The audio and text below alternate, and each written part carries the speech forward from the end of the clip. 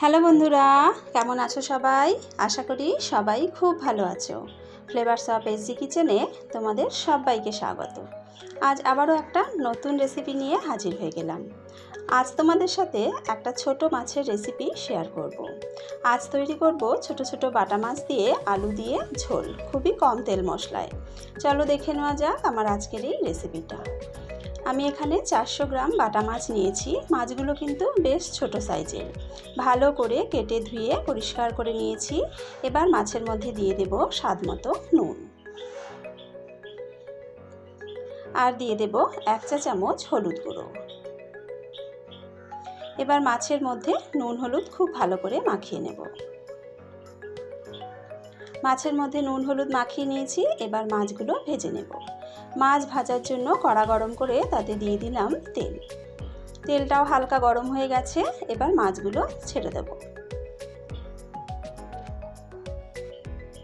একবারে সমস্ত মাছগুলো ভাজা যাবে না, তাই অল্প কিছু মাছ দিয়ে দিয়েছি। মাছগুলোকে একটা পিঠ লাল হতে দেব। এক পিঠটা বেশ লাল হয়ে গেছে, মাছগুলোকে উল্টে দেব। এই গরমে ছোট মাছের ঝোল কিন্তু খেতে বেশ ভালো লাগে। কম তেল মশলা দিয়ে তৈরি ছোট মাছের ঝোল গরম গরম ভাতের সাথে দুপুরবেলা খেতে বেশ ভালো লাগে।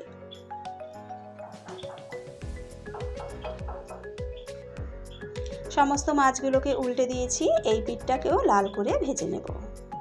দুটো পিঠই লালচে করে ভেজে নিয়েছি। এবার মাছগুলো তুলে নেব।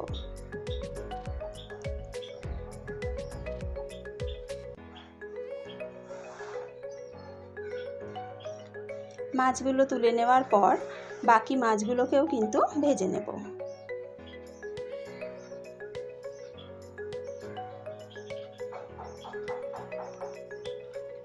বাকি মাছগুলো ভেজে তুলে নিয়েছি।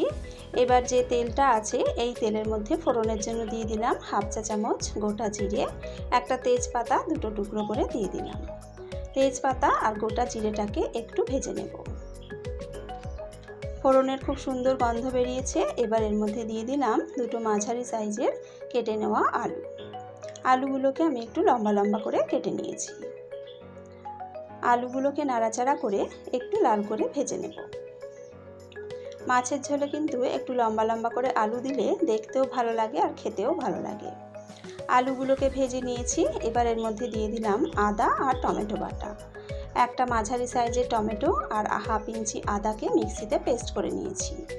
টমেটোটাকে ভালো করে মিশিয়ে নিয়েছি। এবার দিয়ে দিলাম স্বাদ মতো নুন, 1/2 চা চামচ হলুদ গুঁড়ো, আর দিয়ে দেব 1 চা চামচ জিরে গুঁড়ো। খুব সামান্য পরিমাণে একটু লঙ্কার গুঁড়ো দিয়ে দিলাম। আর মাছের ঝোলের একটা সুন্দর কালারের জন্য দিয়ে দিলাম 1/2 চা চামচ কাশ্মীরি লঙ্কার গুঁড়ো। এতে কিন্তু ঝাল খুব একটা হবে না, তবে মাছের ঝোলে একটা সুন্দর কালার আসবে। এর থেকে আর বেশি কোনো মশলা এখানে ব্যবহার করব না। মশলাগুলোকে আলুর সাথে ভালো করে নাড়াচাড়া করে মিশিয়ে নিলাম। এবার মিক্সির বাটিটা ধুয়ে অল্প জল দিয়ে দিলাম। জলটাকে ভালো করে মিশিয়ে নেব। তারপর আলুটাকে ভালো করে কষিয়ে নেব। এইভাবে কষাতে কষাতে কিন্তু আলুটা অনেকটা সেদ্ধ হয়ে যাবে। একটু চাপা দিয়ে দিলাম 2-3 মিনিটের জন্য। 2-3 মিনিট পর চাপাটাকে তুলে নেব।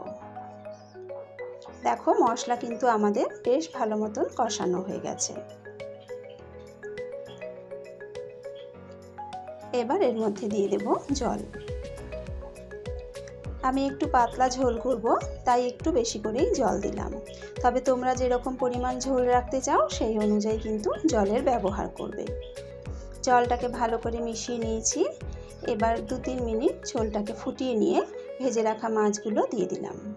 মাছ দেওয়ার আগে কিন্তু ঝোলটাকে অবশ্যই 1-2 মিনিট একটু ফুটিয়ে নেবে, নাহলে ঝোলটা পানসে লাগবে। মাছগুলোকে নাড়াচাড়া করে নিয়ে চাপা দিয়ে মিনিট 5 রান্না করে নেব। 5 মিনিট পর চাপাটাকে তুলে নিলাম। হালকা হাতে একটু নাড়াচাড়া করে দেব। আলু কিন্তু খুব ভালো মতন সেদ্ধ হয়ে গেছে। ওপর থেকে সামান্য একটু ধনেপাতা কুচি ছড়িয়ে দিলাম। ধনেপাতাটাকেও হালকা হাতে মিশিয়ে নেব। যেহেতু ছোট মাছ তাই কিন্তু বেশি নাড়াচাড়া করলে ভেঙে যেতে পারে। এবার নামিয়ে নেব। তৈরি হয়ে গেল ছোট ছোট মাছ দিয়ে আলু দিয়ে পাতলা মাছের ঝোল। এই গরমে বড় মাছের থেকে ছোট মাছ খেতেই কিন্তু বেশি ভালো লাগে। দুপুরের ভাতের সাথে যদি এইরকম একটা মাছের ঝোল থাকে তাহলে পুরো ভাত এই মাছের ঝোল দিয়েই কিন্তু খাওয়া হয়ে যাবে। আমার আজকের এই মাছের ঝোলের রেসিপি তোমাদের কেমন লাগলো অবশ্যই কমেন্টসে জানিও। যদি ভালো লেগে থাকে এইভাবে একবার বাড়িতে ট্রাই করে দেখো, খেতে খুব ভালো লাগে। ভিডিওটা ভালো লেগে থাকলে লাইক ও শেয়ার করে দিও। আমার নতুন বন্ধুদের কাছে অনুরোধ রইল চ্যানেলটা সাবস্ক্রাইব করে পাশে থাকার জন্য। আজকের ভিডিও এখানেই শেষ করছি। আবারও হাজির হয়ে যাব অন্য একটা নতুন রেসিপির সাথে।